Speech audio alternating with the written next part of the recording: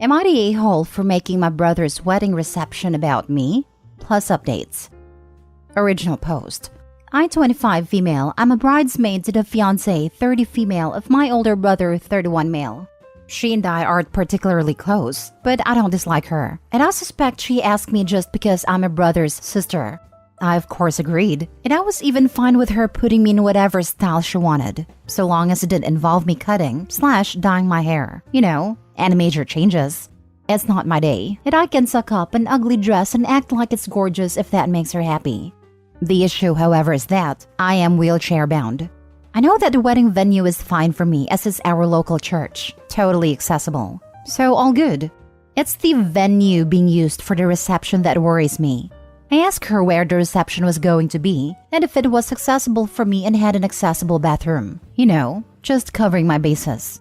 She did get back to me, so I figured she was busy, so left it a week or so before chasing her up again to re-ask. She told me she wasn't sure, so I asked where it was and she told me. I ended up looking up the building and my heart sank. It is an old building, not accessible at all for me, and no bathrooms I could feasibly use either.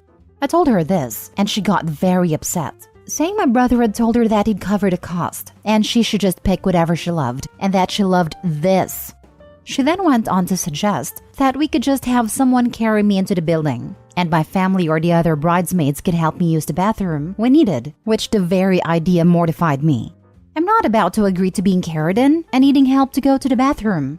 So I ended up giving her two options. If she wanted me at the reception, she needed to pick somewhere that was accessible. If she didn't pick somewhere accessible, then I'd of course still be her bridesmaid at the wedding, but I'd have to skip the reception. She got upset at this as she feels like everyone, especially my family, will notice my absence and question it. It'll make her look bad. She then told me I was making this about me, which wasn't fair when it was her day. I won't lie, at this point I was enraged. I wanted to tell my brother to let him sort this out, but I wasn't about to start a rift between them over this, and I pointed out to her that yes, this was her day, and I had no intention of making it about me. However, by marrying my brother, she was joining our family, and she needed to realize that she was not as sensitive as she thought she was. And suggesting that I be carried into the building and aided going to the bathroom was downright insulting. This led to a larger fight, and she told me if my brother didn't already know I was her bridesmaid, that she'd not want me to be it anymore. I called it quits at this point, and told her she had my two options, and it was up to her which one she wanted. Am I the a-hole here? I don't feel like asking for the minimum accessibility is a lot, but maybe I'm too upset by the situation and her suggestions to see it clearly. Now for the top comments before reading the updates. Not the a-hole, but I don't know why you wouldn't just tell your brother that you are sorry but you won't be able to attend a reception because the location isn't accessible. Give him a chance to make this right, in case he truly doesn't appreciate how inaccessible the reception location is. If I sit the reception out, I will be telling him that don't worry. However, she picked out the reception venue herself it seems, so he likely has no idea it's not accessible at all. I wanted to give her a chance to fix it before possibly starting a fight between them, which I really don't want to do. It doesn't sound like she has any desire to fix the situation. Given how far out in advance venues are booked, you may want to bring this up to your brother sooner rather than later. Normal people consider their future in-laws. This one does not. Might enlighten your brother. Not the a-hole. She was completely out of line to ignore your requests for information about accessibility, especially given that you are going to be part of her new family and her bridal party. This is on her. You asked early, she ignored you. She can have the venue she wants, and you are not stopping her. But she has no grounds to demand you attend at a venue that doesn't accommodate you. To be honest, I know that you don't want to get your brother involved, but I think it might be a good idea before this gets too out of hand. Don't tear her apart, but just be very gracious. I am so excited to be in your wedding, but it looks like the reception is going to be off the table for me due to the venue being inaccessible. Also, kind of confused why your brother didn't make it abundantly clear to her that each venue needed to be wheelchair accessible when he's lived with you your whole life. I hope he's not often that inconsiderate either. This isn't making her wedding about you. This is you simply declining an invitation that doesn't actually include you. She should have known better, and so should your brother. That's a good idea. I may have to talk to him about this. He is not at all inconsiderate, which is why I've been hesitant to get him involved, as I know with most people he'd get angry over this, and I don't want to start a fight with him. He likely assumed it was obvious that any venue needed to be wheelchair accessible. If I were him, I'd want to know if my fiancé was treating my disabled sister this way. Now for the first update. Hi everyone, here's an update to the situation. As many of you suggested, I checked in with my brother and told him what was going on. But I found out that the reason he'd left the reception to her was they'd made an agreement with him covering the ceremony and should cover the reception. We're Catholic, so we cared more about the religious side of the event, while she cared more about the reception/party, as she's not religious, which isn't a bad thing, just different. I showed him the texts and explained what had happened, and he was angry at her suggestion I be carried into the building and assisted in going to the bathroom. And after only a quick search of the venue she'd picked, he could also see it wouldn't work out for me and promised he'd resolve this and have a talk with her. He was annoyed at me for not bringing this to his attention sooner and told me I shouldn't worry about his feelings over this.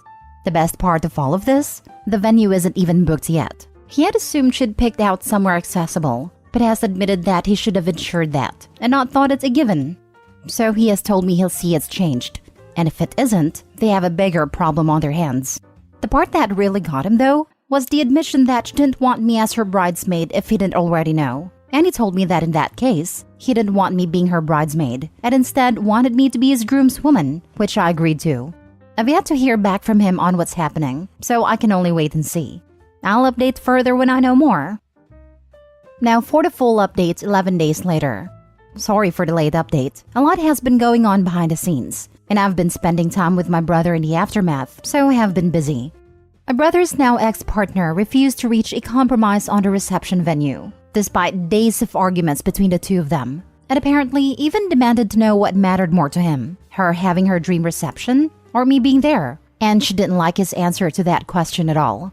Likewise, he was disgusted with her attitude, and apparently this wasn't the only red flag, just the biggest one he'd been unable to overlook.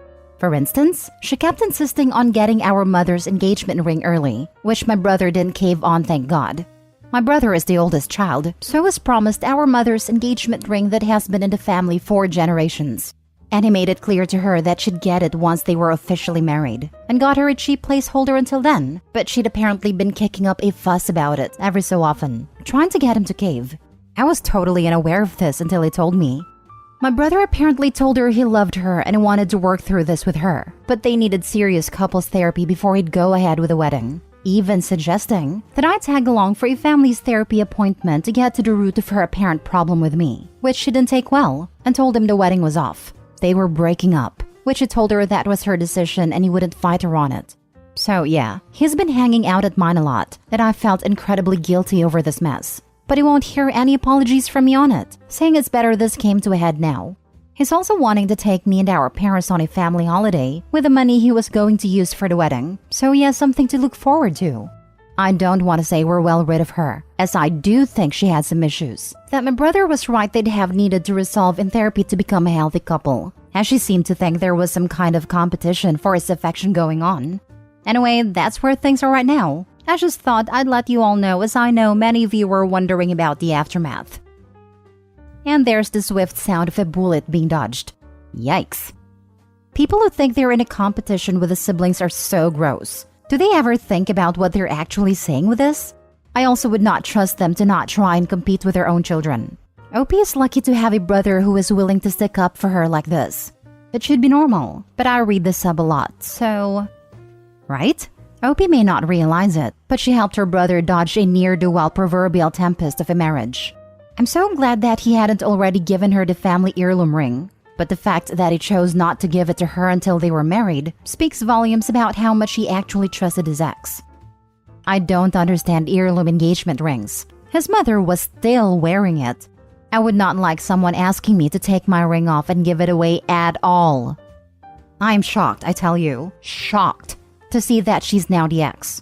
Oh wait, I meant to say I am not shocked at all. Very happy her brother won't be miserable for the rest of his life. Given AITA, I'm always holding my breath a little. It was clear this was a huge red flag. I always feel bad when the people making these posts say that they don't want to cause a fight by bringing attention to something horrible being done to them. Because most of the time when they say this, they are not the ones causing the problems. Whatever the other person did to warrant a conversation being had with outside people is what caused the problem. But they are used to trying to fit in and not be the issue. Opie loves her brother and tries to deal with it without making brother step in. Unfortunately, a lot of people have the mindset that it's the complainer causing the problem. If you could just suck it up like the rest of us. Of course, these people are rarely receptive to the argument that there wouldn't be a problem at all if this person wasn't wronging me. So, next story. Am I the a-hole for telling my mother-in-law she gave up her family and it's her fault she's alone? My husband and I have been married for 6 years. At least 5 of those have been almost no contact with his mother. I don't know the whole story, but his dad passed away when he was young and his mom remarried a man who was horribly abusive to him, up until he moved out. He tried to tell his mother for years, but she just wouldn't believe it. It got to the point that for his own well-being, he just couldn't be around her anymore. This week, after years of silence, she shows up at our doorstep. She said she'd try to call, but we have her blocked, so obviously it didn't go through. She was in tears and started crying about how her husband had trashed her house and left her, and that she realized her son was telling the truth. How she didn't have anyone, all that crap. She begged to talk to my husband. I said that she had some freaking nerve coming to our house to cry after throwing her son to the side for a disgusting predator, until that stopped working for her. I said she made her bed. Now is the time to lay in it, and it wasn't going to be in my house. She was almost hysterical when she left, but her coming to the door put my husband in a panic attack that he's been too depressed to get out of bed since. I really don't care for that woman, but when I replay it in my head, I feel absolutely terrible. Berating someone in tears never feels good, and now I think I might have just made things worse. Should I have done something different? Was that an a-hole move? Now for the comments. Not the a-hole. She needed to be told.